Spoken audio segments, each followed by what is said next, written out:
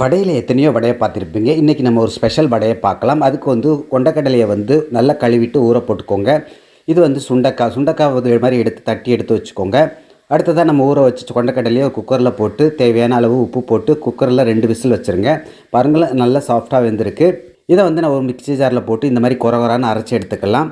இதுதான் பக்குவம். இதை ஒரு பவுலில் மாற்றிட்டு ஒரு வெங்காயத்தை கட் பண்ணி போட்டுக்கோங்க. கூடவே 10 பல் பூண்டை தட்டி போட்டுக்கோங்க.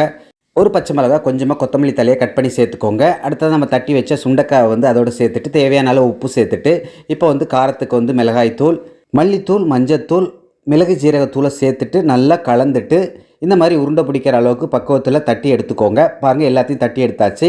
அடுத்தது அடுப்பில் ஒரு எண்ணெயை வச்சு நல்லா கொதித்த உடனே அதில் இந்த வடையை மெதுவாக போட்டு பொன்னிறமாக வந்த உடனே எடுத்துருங்க. அவ்வளோதான், செம டேஸ்ட்டாக இருக்கக்கூடிய சுண்டைக்காய் வடை எளிமையாக ரெடி பண்ணியாச்சு. எல்லோரும் சாப்பிட்டு என்ஜாய் பண்ணுங்கள். நம்ம சேனலை ஃபாலோ பண்ணுங்கள். தேங்க்யூ.